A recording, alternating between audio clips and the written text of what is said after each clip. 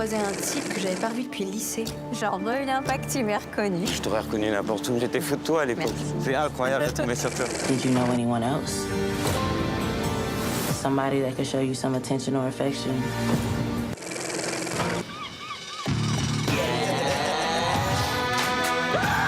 It's something funny. Hello and welcome to this week's film show. I'm joined, as always, by our film critic, Lisa Nesselson. Lisa, hello to you. Allison.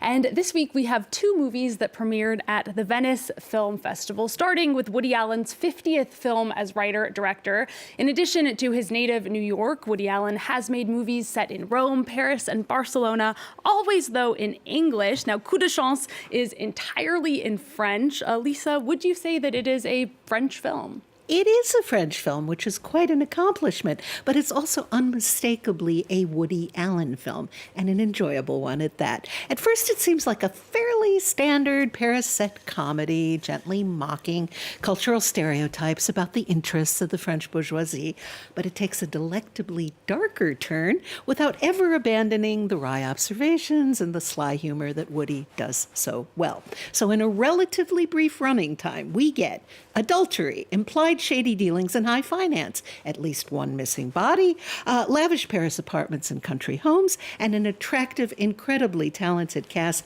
of many of France's leading actors across several generations. All right, well, let's take a look at the serendipity and misfortune afoot in Coup de Chance, or Stroke of Luck. Qu'est-ce que je suis en train de faire? Pourquoi je pensais toi tout le temps? Ma chérie, tu devrais être flattée d'avoir un mari qui te considère comme un trésor. T'es toute seule? Seule avec mon journal, mais... T'es heureuse dans ton couple? Je croyais oui, mais je sais plus. Qu'est-ce que tu es en train de faire? Je culpabilise, c'est atroce. J'ai essayé de me persuader que c'est juste une aventure, que j'aime toujours Jean. Tu es toujours sûre qu'il n'y a rien de suspect? Je commence à m'inquiéter, là. J'espère que t'es pas en train de sous-entendre ce que je crains.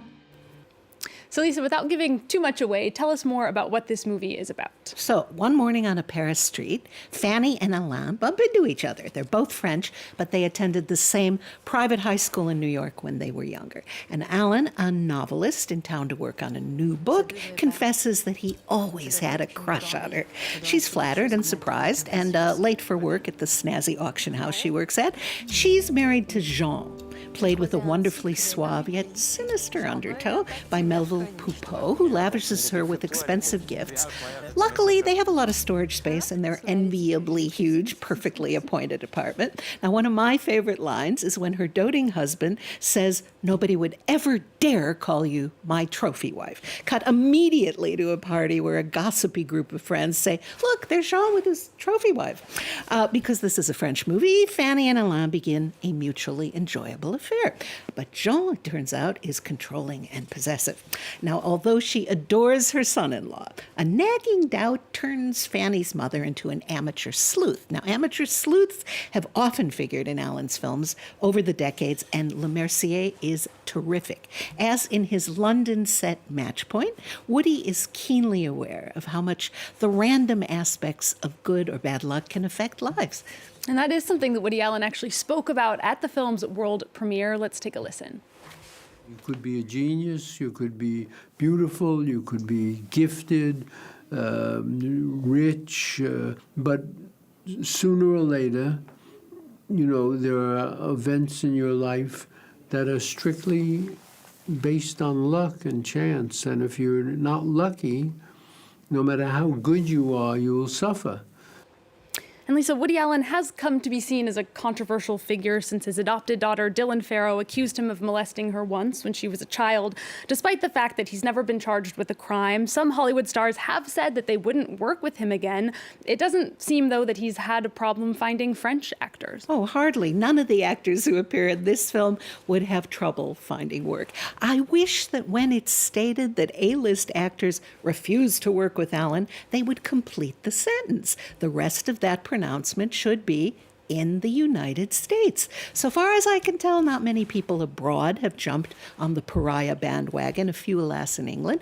Catherine Deneuve and Isabelle Huppert have publicly stated that they would love to appear in one of his films. French audiences have reliably gone to see Woody's movies since 1969, and although his previous film, Rifkin's Festival, was not a hit, 1 in 10 Parisians bought a ticket to the film before that, A Rainy Day in New York. And it remains to be seen, of course, but it does seem that Coup de Chance is going to do well in France. Well, it opened on 21 screens in Paris, 40 in the near suburbs, so theaters are definitely anticipating demand. Woody filled the 2,800-seat Grand Rex on September 21st, playing his clarinet with his New Orleans jazz band, and this was the final step of a European tour. Now, the feeling in the theater, the wave of applause when Woody took the stage was incredibly warm and supportive. Annie Hall has been playing in Paris for 2 years. Yes, Annie Hall from 1977. And there have been as many as 14 Allen films showing in the same week over the past 3 years. In other words, French audiences are not staying away, they're flocking towards. All right. Well, I know our French critic was not a huge fan. It'll be interesting to see how audiences react. Lisa, we're going to move on to another director making headlines at this year's Venice Film Festival. That's France's Luc Besson. His creative output was put on pause for the past 4 years due to allegations of rape. Now, before that, he had directed or produced some of the most successful movies of the past 3 decades, some of them in English, like the global sci-fi hit Lucy. Lisa, tell us more about what could be called his comeback. This is Dogman. Well, the highest court in France, the one that makes binding final decisions, recently dismissed the accusation of rape brought against Besson by Belgian-Dutch actress Sand van Rooij. Now, she has said she'll appeal to the International Court in Brussels, but in France, his name has been cleared in this case. Dogman is his first film since Anna in 2019, and it has been sold all over the world. Now, I didn't expect to like this much, but I was pleasantly surprised. This is a movie entirely in English, by the way, that should not work and yet does, thanks almost entirely to the astonishing central performance by Caleb Landry Jones as Douglas, a wheelchair-bound man who suffered through an incredibly abusive childhood, during which the only love and kindness he experienced came from dogs. All right, well, I am curious about this one. Let's take a look at Luc Besson's Dogman.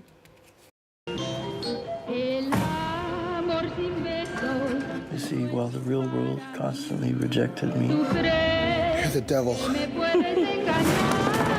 sending you back to hell. I adapt.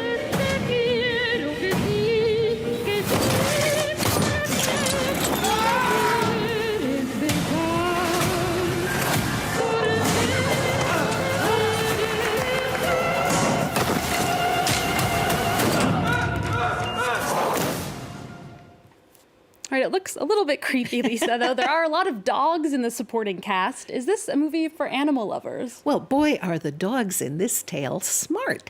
They communicate with Douglas via a sort of symbiotic telepathy. Douglas can't easily get around, but when looking for cat burglars, nobody suspects dogs. Douglas is an outsider who tries to make the most of a lifetime of misfortune and gratuitous cruelty, and he finds a feeling of belonging as a lip-syncing drag performer. Now, some reviewers have complained that it isn't necessary for Douglas to perform an entire Edith Piaf song. I disagree. In this context, there's a beauty and a suspense in that. Love him or hate him, Besson knows how to find most people's heartstrings and tug at them. All right, I don't know if that one's for me, but I am curious about it. We'll see. We're going to end this week's show in Brittany, where the 34th edition of the British Film Festival is underway through October 2nd in the town of Dinard. Now, some people were excited about King Charles's recent state visit to France, but you needed pretty strong connections to land in his orbit. The Dinard Festival of British Film is one of the most egalitarian of film events I know of, and this adorable town fills up with enthusiastic audiences from all over the region. And of course, some of the UK's most talented actors and directors, both established and brand new, have been programmed by artistic director Dominique Green. Now, Dinard is an example of a film festival programmed by a woman, for those who are keeping track. I don't care that Dominique Green happens to be a woman. I celebrate her excellent taste. The Golden Hitchcock Trophy will be determined by a celebrity jury led this year by marvelously versatile French actress Kathleen Fro, and there's a brand new prize for the best film by a first-time director. And Lisa, like many French film festivals, Dinard really makes sure that school kids from the region get to go see some of the movies and really savor the atmosphere of what it's like to have a movie-centered celebration, something that's very, very French. Absolutely. The fest has grown to be so popular that they've had to add projection spaces, including a deconsecrated church, as with many smaller French towns. The people who run the main two-screen cinema, a real gem called the Emeraude, because this part of France is known as the Emerald Coast, believe one shouldn't have to live in a big city to see a wide range of movies. So it's a very well-programmed art house. All right, then. Well, we'll leave everyone with a taste of that wide range of movies that's on show in Dinard. Lisa, thank you as always. Thanks to all of you for watching. And do stay tuned for the news coming up on France 24 right after this.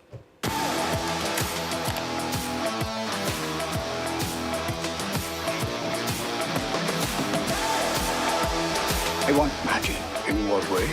I want to see some joy in your faces.